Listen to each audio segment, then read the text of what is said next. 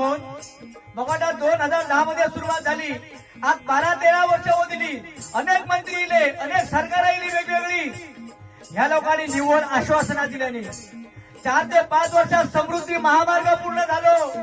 पण आपलं यो मुंबई गोवा मार्ग पूर्ण होऊ नाही. ह्या नुसता आश्वासनांतरात नाही, ह्याने काम लवकरात लवकर पूर्ण होऊ द्या.